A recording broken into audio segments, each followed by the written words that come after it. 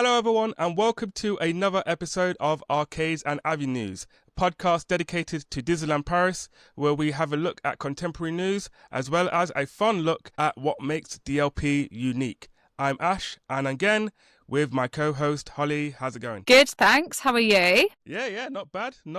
How you been? What is up in the world of Holly? Well, off the back of the last episode, I successfully hatched 5 ducks. I have 5 ducks, Yay. guys. So we have Disney ducks at home. You do have Disney ducks at home. I do. I said I'd do it, and I do it. So yeah. Exactly. Other than that, not a lot really, mate. I've got the Rona. Whoa, got the Rona? I've got the Rona.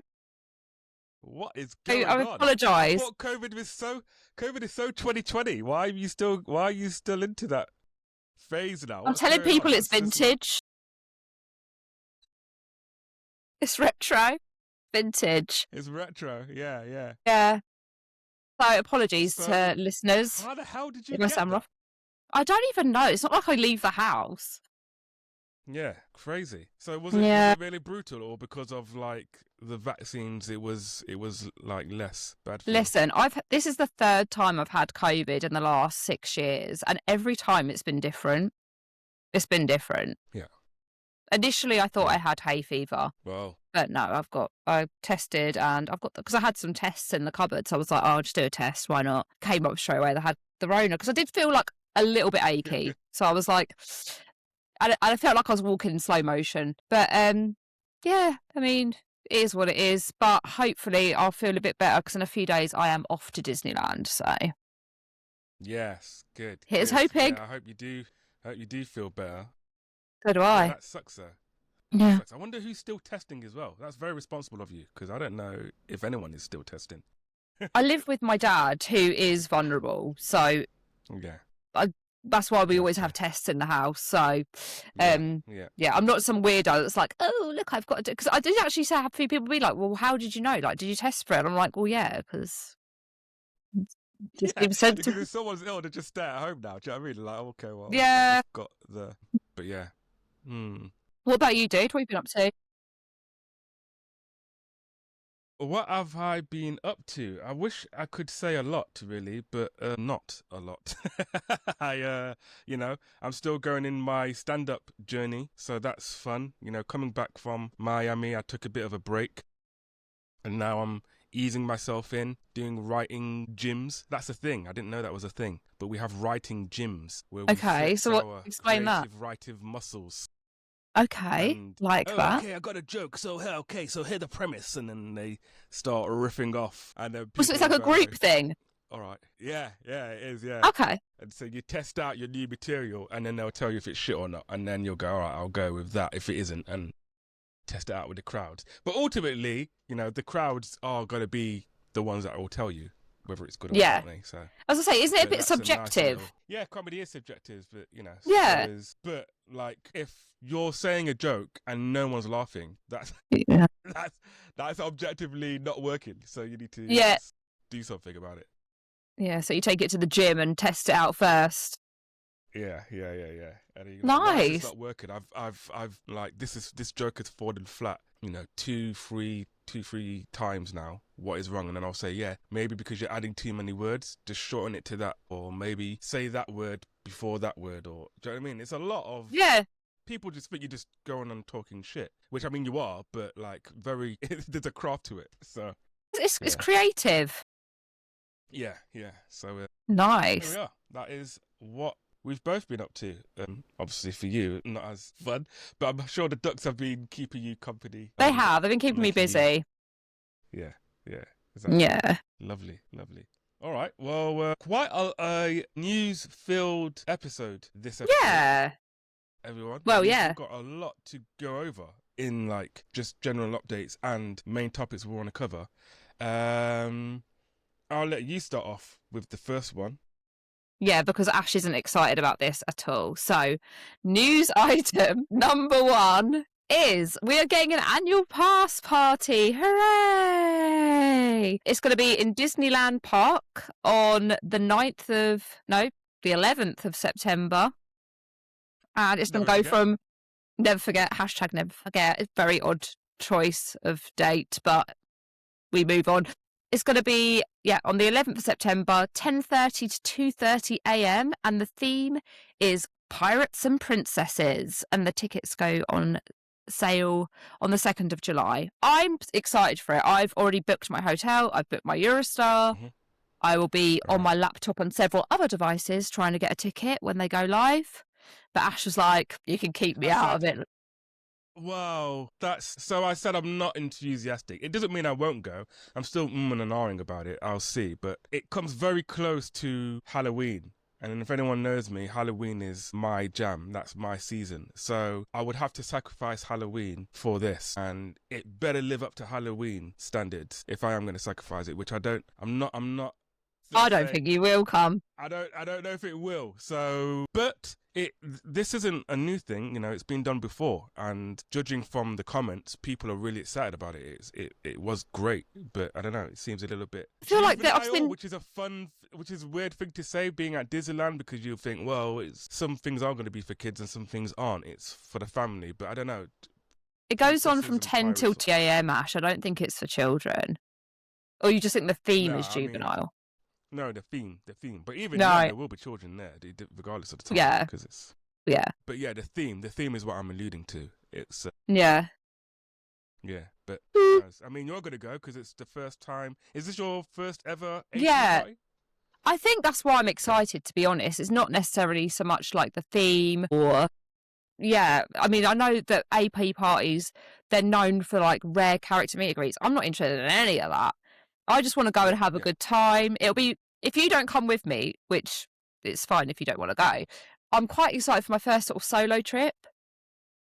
Like going on my own, by myself, to Disney. I mean, once I get to the AP party, I'll know heaps of people there. Like, I've made some great friends online and within the community. So, yeah, I'm just excited to see what it's all about, really. And it'll kind of, I suppose I'm sort of using it as a test to see if I'm going to renew my annual pass or not in December.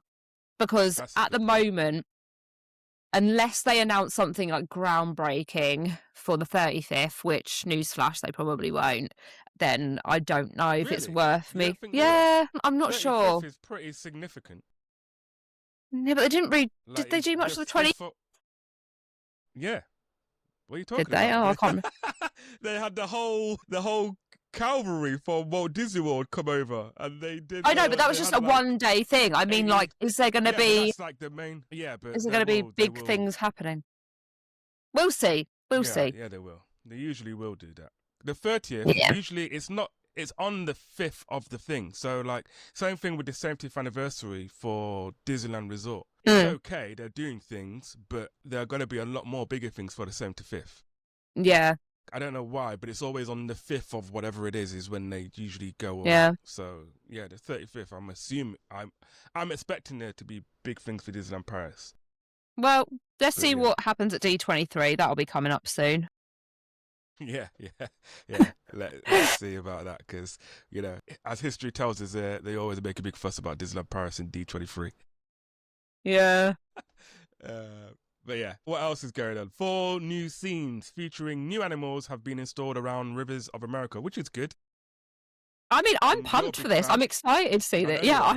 When they said that they were going to do this, I was like, yes, because I love a ride on the Molly Brown. I love seeing the weird, creepy, half-abandoned, long-forgotten scenes that are overgrown by weeds at the side of the rivers of America. So, who knows? Let's see what it's all about. We'll go on the Molly Brown and the geysers. How do you pronounce them? Geysers, not geysers. The geysers. So the geysers won't be there. They won't be on. They'll be dirty. Be fully expected. And they'll be dirty. And then Holly will look at it and go, guys are not on. I'm like, yeah. I love the geysers so much as well. Like, I don't play about. What did you expect from DLP? Because they're never going to put those geysers on, except for probably once a year. Because they're just, you know. We'll have to wait and see. I'll let you guys know next week. Okay. Okay, so with the launch of Toy Story 5, guests can now meet Woody and Jess with Lilypad at Animation Celebration with Bo Peep and Incredibles now over at Pixar Place. Yes, of course. Yeah. Toy Story 5. And that is a virtual queue. Have you seen it yet? No. Are you going to go see it? To see anything beyond Toy Story 3. I won't. I won't do it. I think you'd like it, Ash. 4 was not good. We'll never 4 know. was... I mean, I know. Because I've been and seen the other movies. Yeah, you'll know if you like it, but we don't know if I'll like it. I don't know. Okay, well, it was one of the best trilogies in cinematic history, and then you piss all over that legacy by coming out with 4th and then 5. Like, I'm sorry, it shouldn't be another Fast and Furious. It is Fast and Furious for Toy Story. It is a little bit like that. But anyway, Woody and Jessie or Jessie are at Animation Celebration now, which I think is a virtual queue. I'm pretty sure it's a virtual queue. However, it's just a rock up and, Animation Celebration, not Animation Celebration, Pixar Place, where you can meet Bo Peep randomly, or The Incredibles. Bo Peep should surely be an Animation Celebration, but I digress. Yeah. We'll just roll with it, do you know what I mean? Like we usually do with old DLP and their characters. Exactly. And continuing with Toy Story 5, there are, newsflash, new snacks. No one saw this coming. Wow. So the Searchlight donut car in world premiere now has exclusive Toy Story themed donuts. So that means that every single donut is Toy Story themed now in there. Right. I'm pretty sure they're the same donuts. They've just put different characters on them. Icing on it.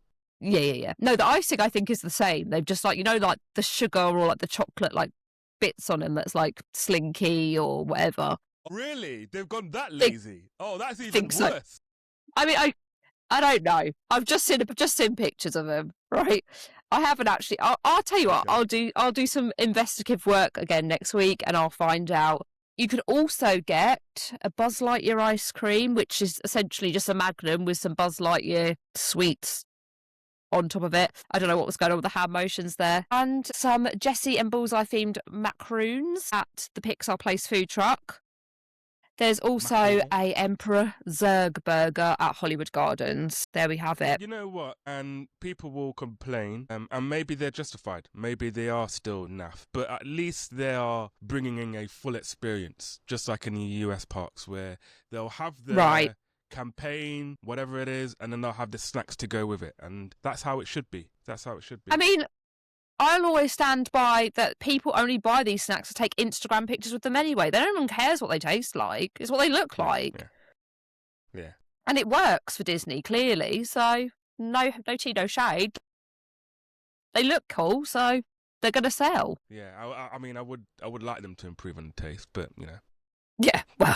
What can we do? Yeah, exactly. We can't. We're asking a little bit too much for we can keep being a broken record on this podcast and saying that we want it to taste better, but that doesn't mean it's going to happen, unfortunately. Yeah. Stick with the bread bowl. Are you going to go and get it when you go back next week? Well, I mean, have you looked at the weather forecast, mate? Yeah. You didn't think a nice, hot, scalding French onion soup in a bread bowl on 40-degree weather isn't Absolutely. a nice day out? You want to go for an ice cream? No, sorry, I'm going to go queue up at the soup stand.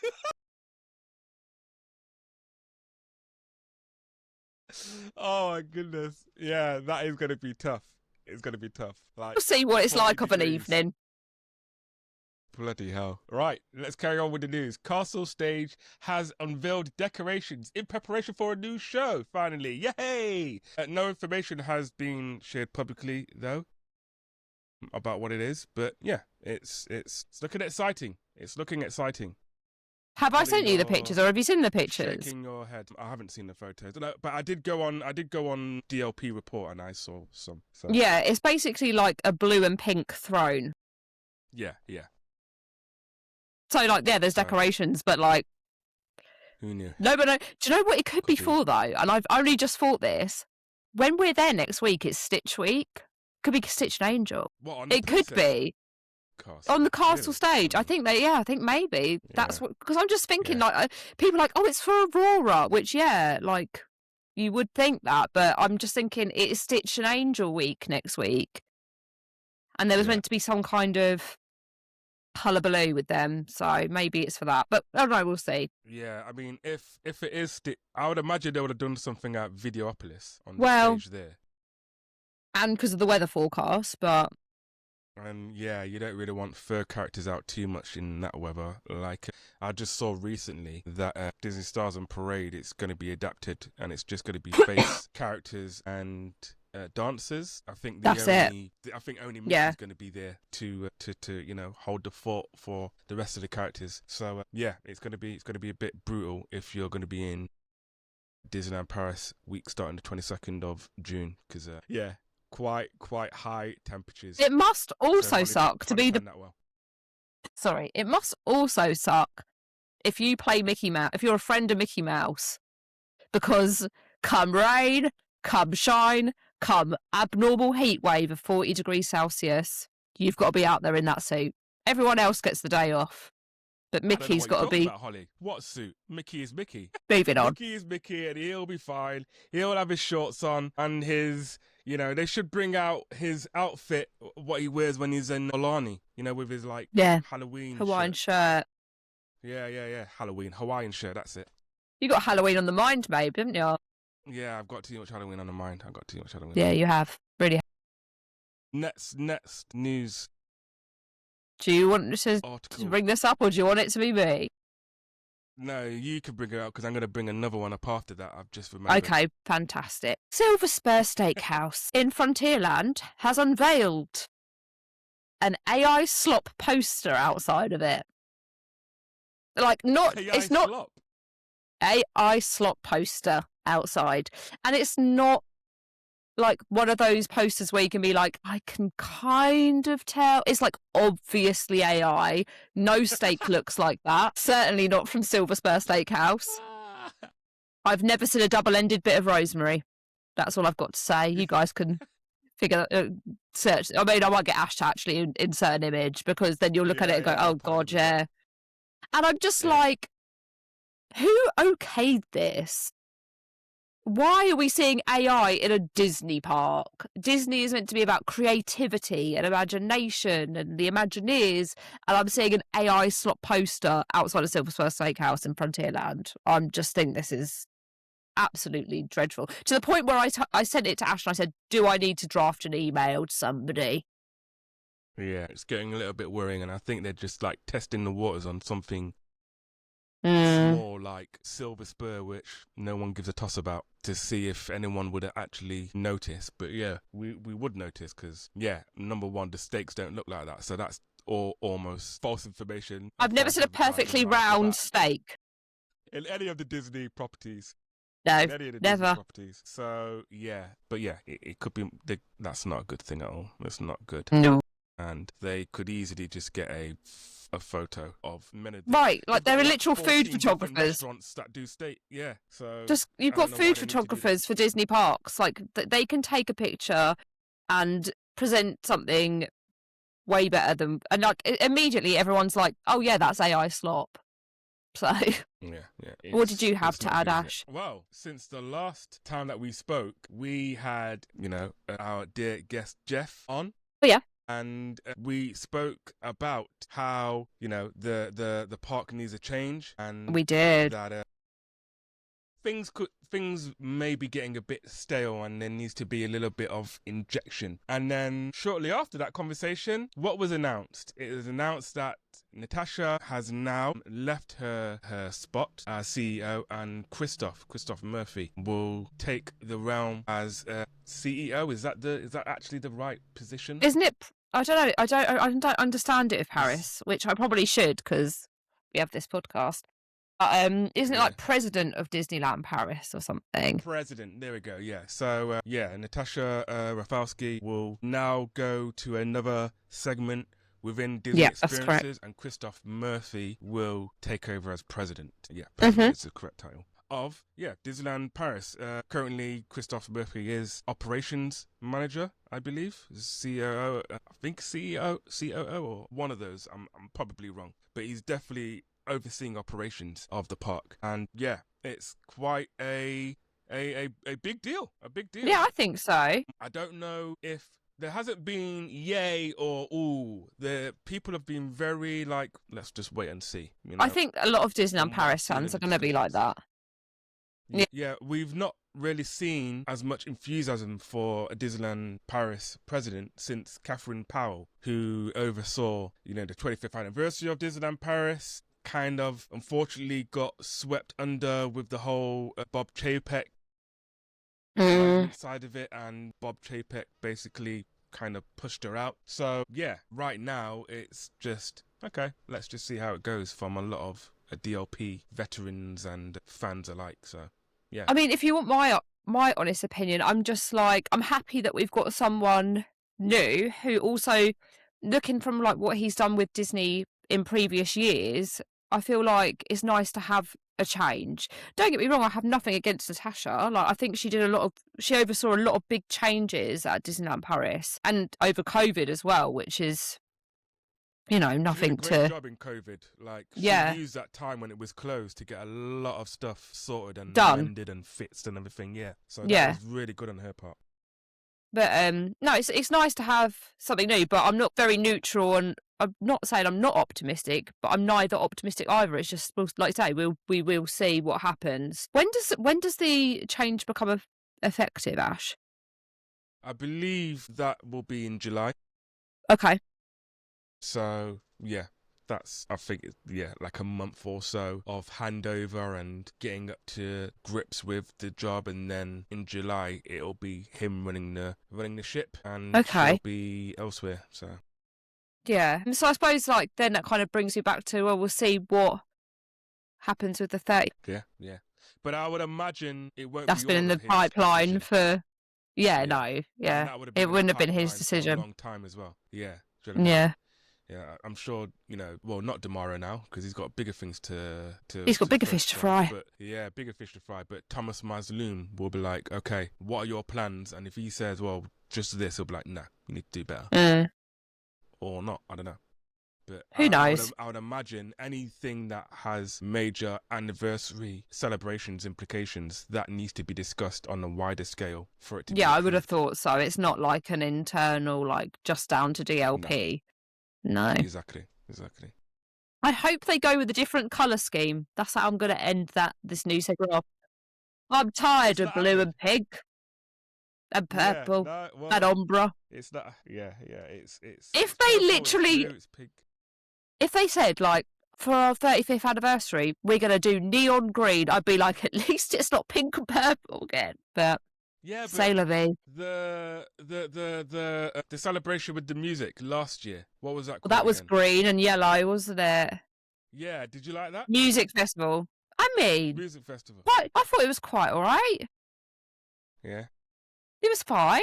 There was some cute merch for that as well, believe it or not. As a merch naysayer, Really? there was some cute. There was merch for the music festival. There's some really cute T-shirts. Yeah. It gave Swing Into Spring vibes. I think that's why I liked it, and I didn't hate on it straight away. Yes, that's true. Yeah. Oh yeah, the music thing. The band, Minnie's band, is not going to be performing. No, after July, but right? It's for the Princess Cavalcade. So it's while the Princess Cavalcade is now going to be on in Adventure World, the band's going to take a hiatus. And when the Princess Cavalcade finishes, then the band will come back. So it's just going to be like that. Because when I first saw that, I had to do some like real digging, because it was like, oh my God, they're taking it away. But they're not. It's just because there's going to be a parade. I don't understand why they can't have both, because the parade surely only comes around like, 2 or 3 times a day. But we could talk a whole podcast about that anyway, about that kind of thing. It's true. Let's get to our main topics, Holly. I know you've been frothing at the bit to discuss these articles. And there have been a lot of articles about Disney in the past month or so. Mm-hmm. So let's start with the first one, Holly. So just before we start, to premise, we've had 3 articles we're going to be discussing today.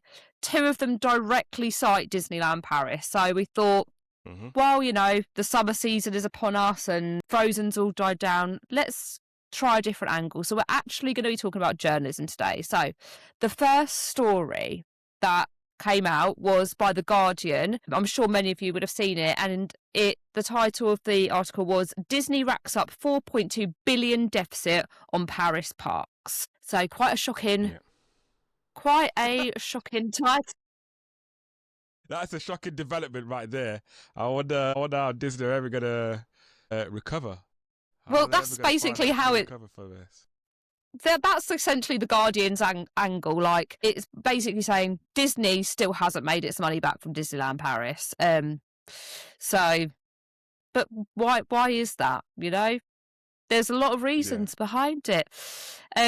If we rewind our minds back to when Disneyland Paris was being built, it was an agreement between the French government and Disney, and there was a lot of stakeholders or shareholders, if I'm saying that correctly. Now, listen, you guys know that me and Ash are not numbers people, so I'm not going to jargon on about numbers, pretending like I know about the finances, because I don't. All I know is the facts, right?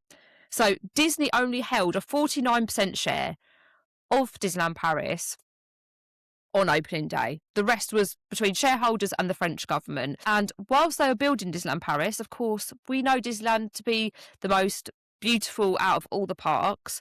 A lot of it was paid for by bank loans. Disney did that to sort of protect themselves and their investment into Disneyland Paris. A lot of it was loans. So if you can imagine, they wasn't really, they didn't have the biggest stake, so they weren't going to invest loads of money in something. That's right. It wasn't like Walt Disney World. It wasn't like Walt Disney World where they could just bankroll it to whatever they wanted to do.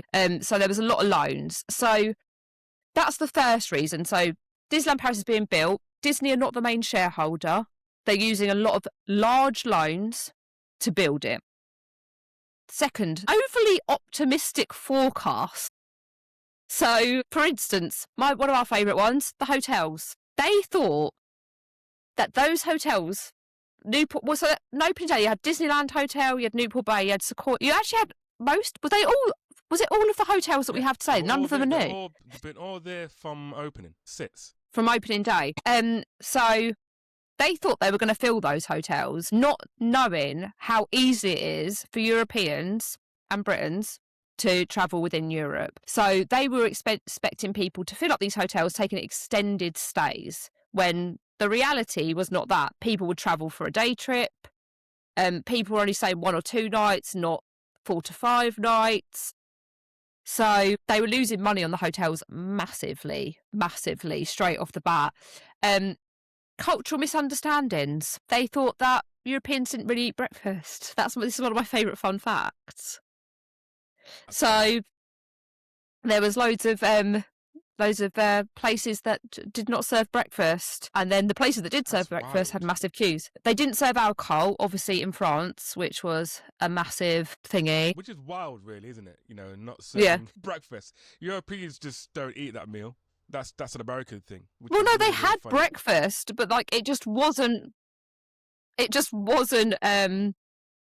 gosh, I've lost my. I mean, what they understand was the continental thing. So yeah, that was kind of weird. And also, in terms of alcohol, they didn't really have alcohol. Didn't initially serve it due to they didn't because of what they thought about being in American parks. But even though it's essentially American, it needs to cater to the French audience and the European audience as a whole. So they did a lot of things that was just not making them money. That put an end in 2017. And I think I know exactly when this was. Is when Bob Iger then visited CEO Operations of the Parks, Tom Staggs.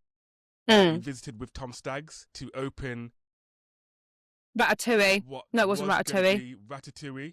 Yeah, it was going to be Ratatouille then. The whole area, Place de Remy. So but Place de Remy opened in 2014. Yeah, and then, 2017. No, Ratatouille opened in 2014. I only know that because I got married and I went on my honeymoon and they were having the opening ceremony while I was on my honeymoon. Really? So, yes, what am I talking about? Yes, 2014, yes. And so, with all of that, when they came in 2014, they looked at the parks and says, yeah, this is just can't do. And in 2017 is when Disney filed to buy all of the remaining shareholders holder shares and basically became the sole owner of Disneyland Paris. And ever since then, they have been like improvements. For people who go, oh really, what improvements? I've not seen any improvements, but here we are with an extension of Disney Adventure World, what was Walt Disney Studios, and the village is being renovated completely. So they are doing things. Yeah, it's slow. Yes, no one's going to argue with you. I think as well, going back to sort of like our facts. So yes, it hasn't made its money back, but these are just some of the things that we're stating, sort of like the hotels, the too many hotels. But then I think a lot of people forget, once it had opened in 1992, there was actually a recession. Then we had 9/11. Then we had the 2015 Paris tax. Then we had COVID-19 and also loads of other geopolitical tensions affecting travels. It had to go through a lot of, it went through some hard times within its first 25 years, essentially, first 30 years of Disneyland Paris, not only financially, but then like the odds weren't in its favour because of things that are happening around the world. Yeah, but and usually, at the end of the day, this is what it boils down to, that the article's trying to highlight, is that Disney hasn't made its money back. But Disney hadn't really owned Disneyland Paris until 2017. That's right, yeah. But I mean, trying to make back a 30-year debt in the space of a decade is not surprising at all, really. It's going to be like that for a while. But if you look at the body of the article, their revenue did hit a record 3.4 billion. Disneyland Paris has a net income of 260 million euros. Disneyland Paris is Disney's best performing international resort, according to The Guardian. Obviously, we know that it attracts 16 million guests annually. And Disney is also has invested billions more into expansion. Obviously, Adventure was just the start of it. So if Disneyland Paris was genuinely a failure, it probably wouldn't be pouring more money into it. And I don't think that Disneyland Paris was ever intended to be a fast financial win. Do you know what I mean? Yeah. It's the Disneyland Paris will eventually make money. It's just going to take a lot of time to do that, and certainly a lot of time for Disney to get their money back from a 30-year debt. It just is what it is. Don't know what to tell you. So yeah, I don't know. I feel like a lot of people don't understand.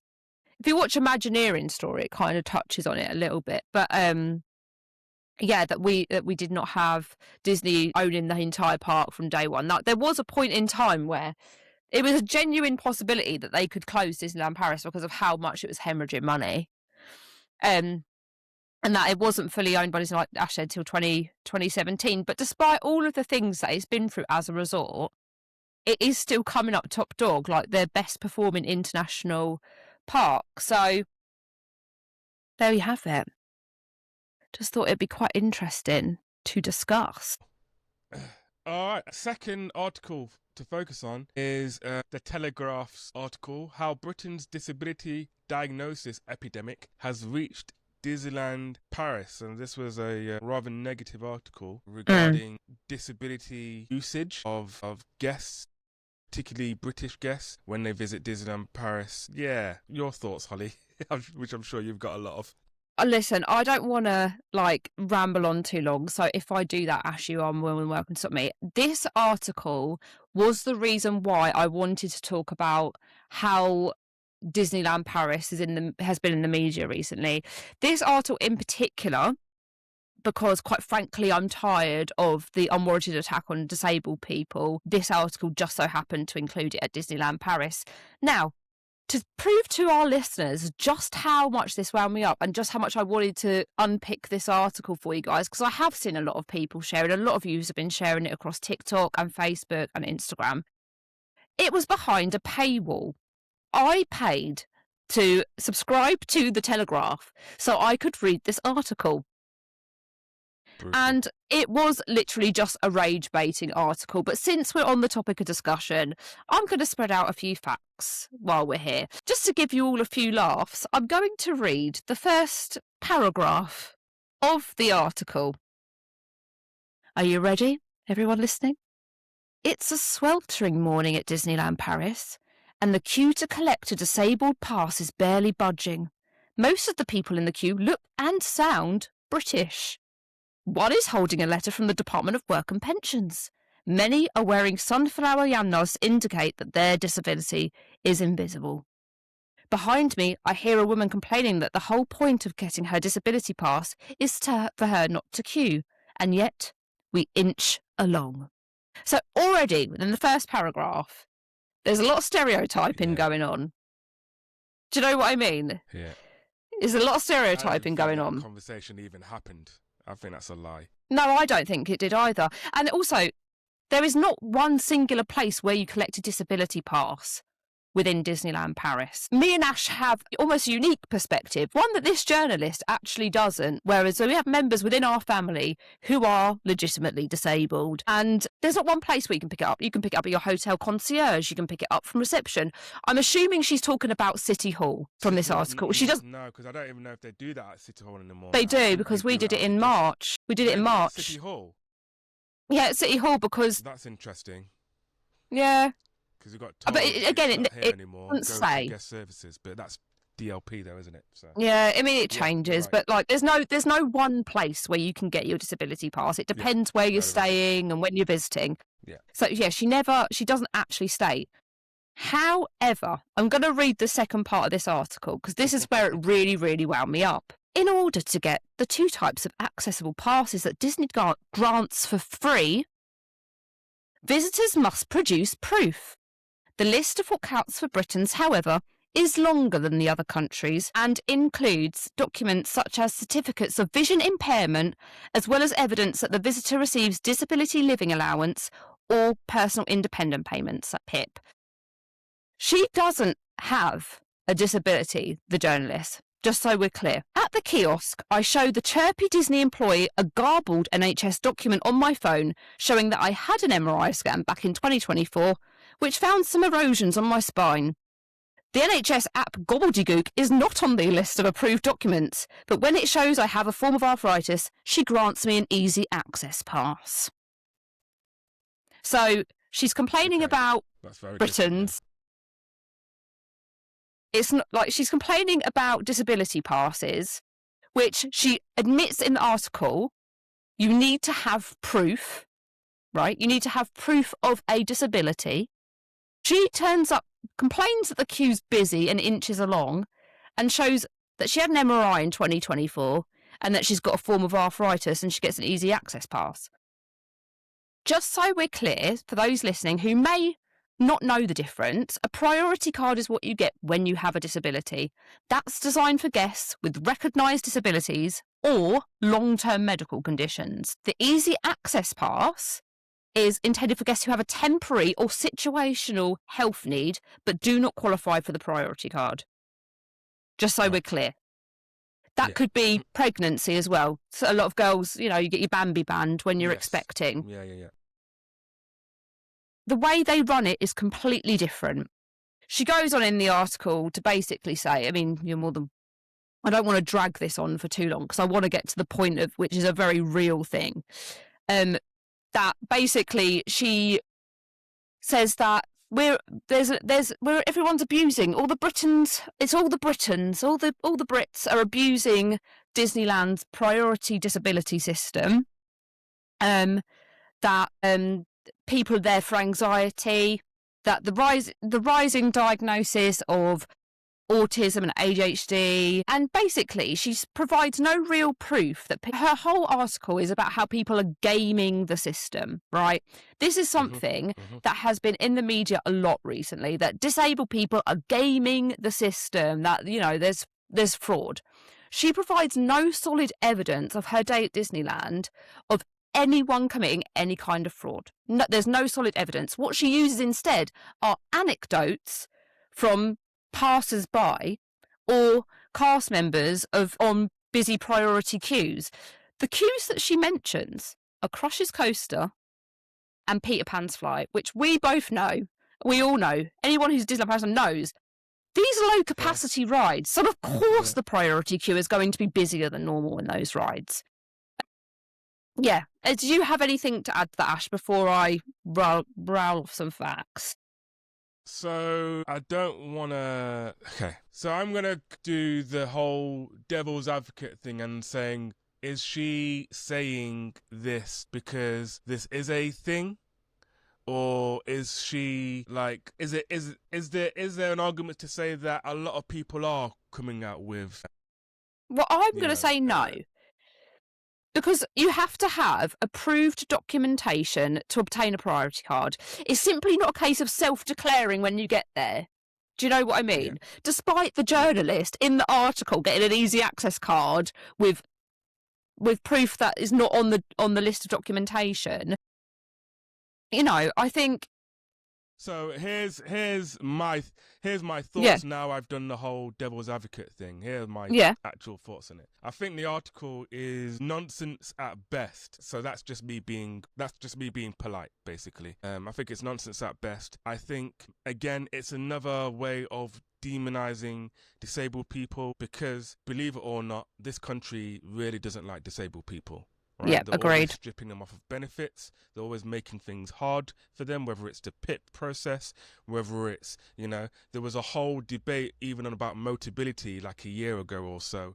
She does mention that in the article as well. People are getting free BMW. Free cars! Like, no, they're not. No, they're not. And no one's getting a free car. Like, what are you talking about? So this country just really hates disabled people. And this is just another way of, you know, showing that, which is no surprise from the Telegraph.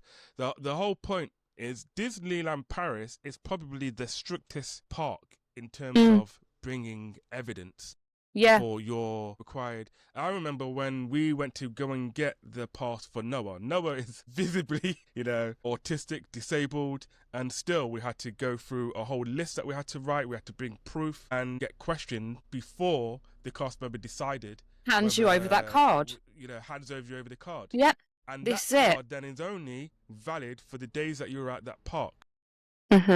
Only valid for the days that you're at that park. So it's just nonsense to say that the people are going to be taking advantage of it because you can't. It's not easy to get it.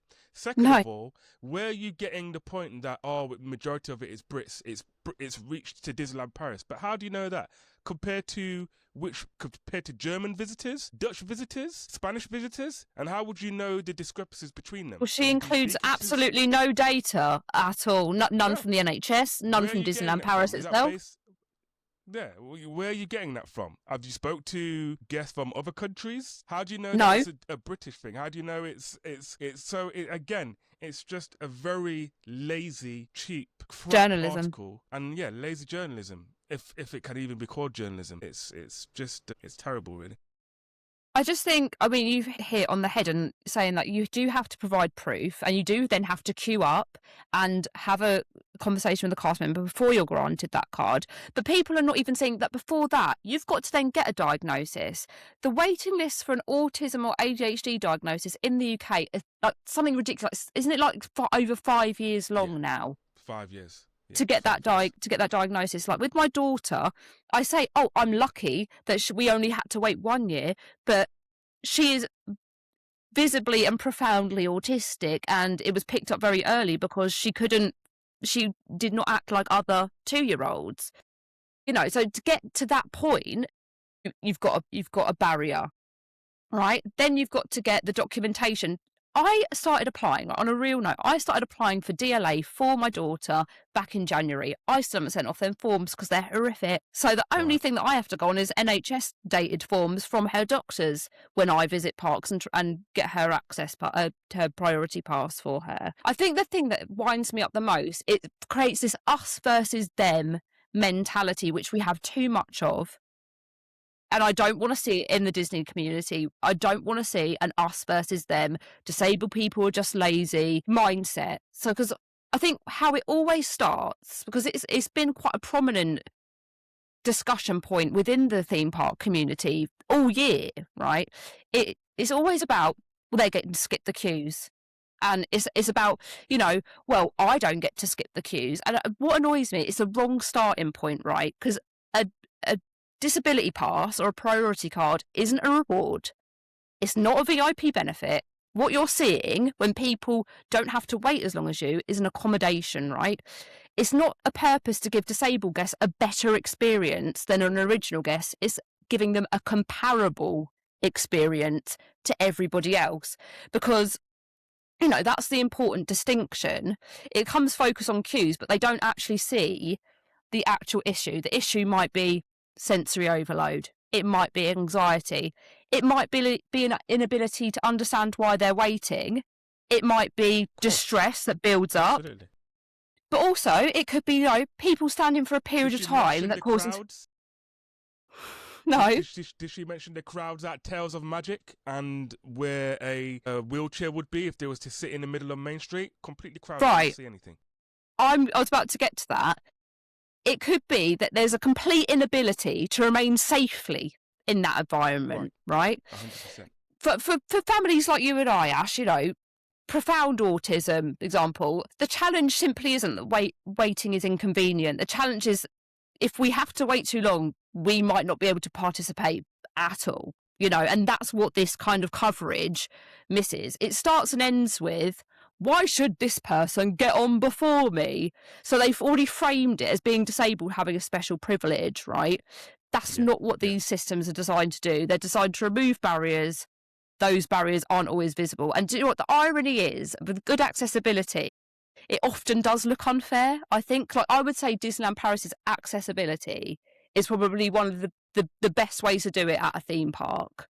Like, a guest with autism will face challenges that are completely invisible. Somebody in a wheelchair, maybe less so. Someone with a heart condition, unable to stand for long periods of time. Someone with chronic pain may look perfectly healthy to you and I whilst experiencing, severe physical limitations. I'm probably rambling on too long. I really reject the ideas of these articles where they're saying too many people are disabled, people are misusing disability benefits. It opens a can of worms where it is unfair to people with all disabilities. It's not a new thing with journalism in the UK, because it's been doing, you'll watch on, if you're not working or you're watching daytime TV, disability bandits, do you know what I mean? And they'll do these undercover BBC One shit TV shows of people. She was doing Judith, and she was oh look, here now we see Margaret applying for a disability, but look, now she's walking to the shop without her Zimmer frame. So we're going to confront her. Do you know what I mean? It's all of these just awful, disgusting new, ways of, demonizing disability. Again, disability is not all visible. No. People with MS. That's a lifelong, right, I just think disability, and you wouldn't know unless you actually spoke to them, because this is to do with, do you know what I mean? The whole internal, so it's... And I'm sick of people thinking that they can be judge and jury about this. Do you know what I mean? Like, who gives you the right to be judge and jury? If you've got medical proof, which you have to have at Disneyland, then that's the end of it. Yeah. You don't need to then start judging people who are in the priority queues and deciding whether or not you think they deserve to be in there or not. I like to think that most people, normal people, they would never question why a wheelchair ramp exists, right? You immediately understand that there's a barrier. You wouldn't. There's a barrier, and the wheelchair ramp removes it, right? So having it accessible. This is how I'm going to end this, guys, before we move on to something a bit more light-hearted, right? Accessibility passes, alternative waiting arrangement, companion access, sensory accommodations, any other provision is the same idea. It's addressing barriers that aren't as obvious as a flight of stairs, right? So I just think we need to have less of that, of who deserves to be in a disability line. It's not for you to be judge and jury. I'm going to end it with Disneyland Paris have accessibility, done it wonderfully well, and I think they do it in a way that is fair, because little do people know there's 2 different tiers of disability pass, as well as having an easy access pass, as well as having a Bambi band for pregnant people. So, we just all need to be a bit kinder, and what gives the Telegraph the right to think that they're judge and jury. It's got me all riled up. Segment 3, Article 3. Yeah, should we end it with something a little light-hearted? This one kind of made me laugh. So the last article I want to cover is Next Level Scary Inside the Ultra Competitive World of Disney Adults. Now, you wouldn't know it from the title. This was actually an incredibly positive article about Disney adults. Did you read it, Ash? I read a bit of it, yeah. They were talking about how some families may be getting priced out because of the capitalistic way of Disney, but generally, But that's nothing to do. It wasn't. Well, I mean, it was in the article, but it was nothing to do with the Disney adults that they were talking about.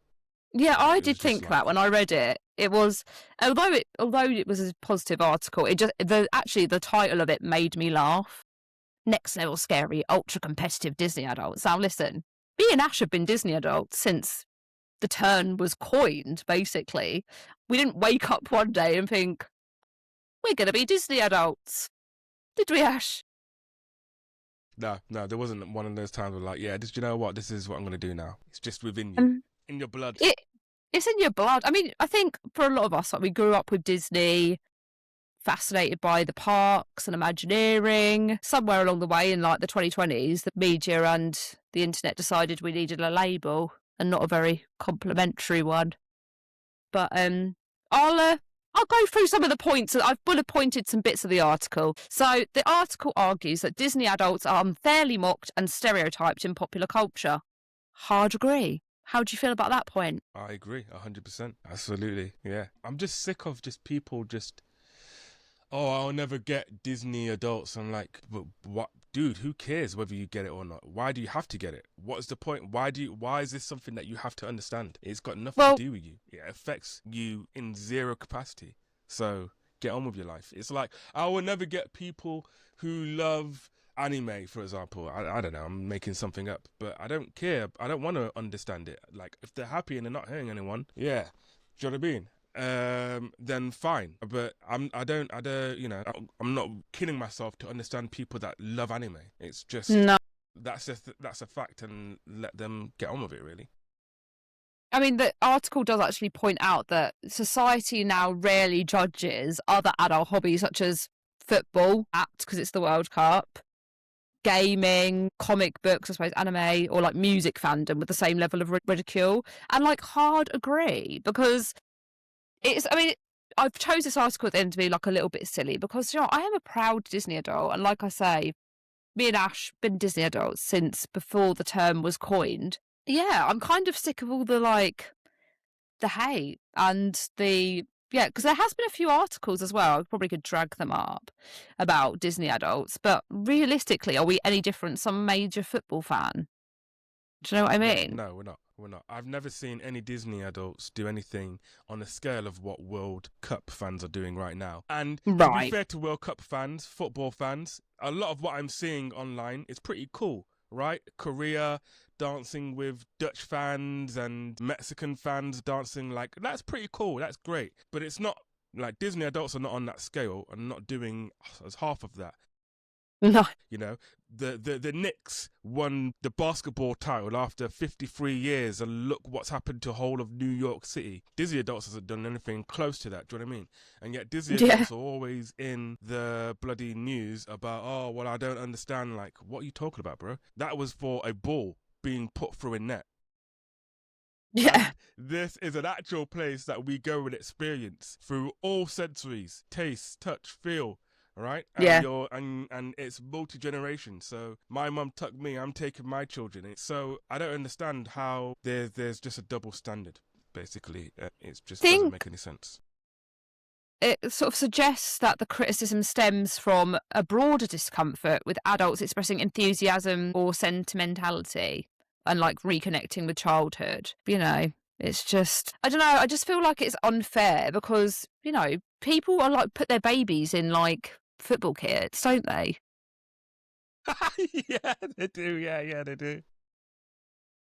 But this is the only thing I have to compare it to because, like, I'm not really. Well, they will Yeah, say it did, like, Disney, yeah, but Disney's for kids, and it's immature. you They'll say just, it's for immature. Yeah, yeah, it's it's not. immature. You just want to be a kid again, and it's completely stupid. It's based on what? What is it based on? Is going to Epcot, drinking around the world for kids? Do you know No, what I mean? Is Space Mountain and Tower of Terror, are these all just for babies? Are these just for kids? No. Like, what are you? What is no. it based on? It's just absolute nonsense. They think So that we all queue up in it's like, people that are just, it's just humans having a preconceived notion of what they think it is. It's being wrong, and then basing their hatred on something that was wrong in the first place. Like, it's just yeah. wrong. Like I think they think we all Walt queue up for did like it for 3 hours. adults. Yeah, he did. Yeah. I think there's always Yeah. this assumption that we're all queuing up to meet Mickey Mouse and crying over Mickey Mouse, which is like, I'm not a character person at all. But yes, Ash, sorry. Walt did say famously, it's for the young and the young at heart.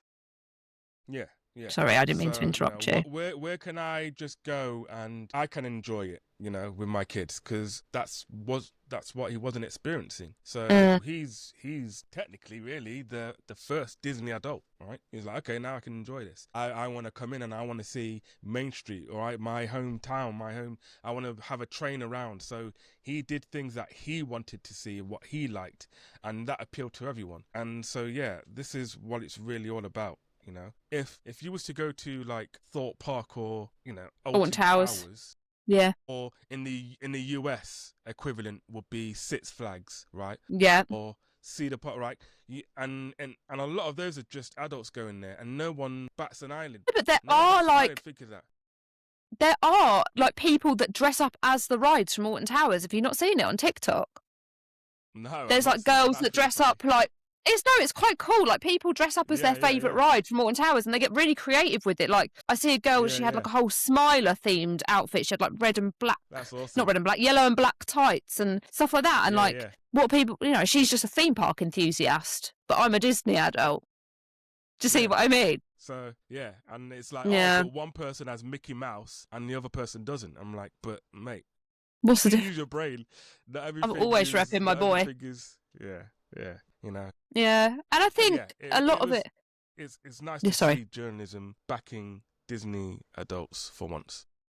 Yeah, it was. I mean, it did go on a bit though. I have to admit, like you did have to pay for. I had to pay for this article as well, and it's just, say it argues that some Disney fans can be intense or over the top, and that sometimes people spend too much money and get themselves into naughty debt for buying the latest merch. But I felt like that part sort of leaned more into like the scalpers and not so much as like fandom. You know what I mean? I mean, I'm sure there are people that like have to have the latest bit of park merch. Me and Ash aren't them. If you've learned anything from listening to this podcast over the last year, we're not going to be fighting people for a fleece the minute it comes out. No. Disney to me is much more sentimental than that, and actually going on the train, looking at the colours, listening to the music, just being there and looking around me is what I love Disneyland for. That's why I'm a Disney adult. And I mean, I'm sure there are plenty of other people. And people love Disney for different reasons as well, because it's such a broad thing. You've got Disney parks, Disney films, Disney music. There's so many different. Some people are just like animation buffs. Like, I want to know where the animation buffs are. Do you remember people used to just love animation? They'd be like wear their animation shirts and stuff. I don't know. I feel like just Disney theatrical. Just Disney for the theatre. That's all they care. That's all they care about is a theatre. Disney theatre. So they'll be excited that Newsies is coming back. Then is it Newsies? Yeah, Newsies. Newsies is coming back to the West End, isn't it? Apparently. Yeah. So. I've not heard much about it, but that is Newsies is not a favourite musical of mine. So there we go. We could all have different opinions. It's not my favourite West End musicals. But yeah. There we are. Yeah. Anything else to add? No.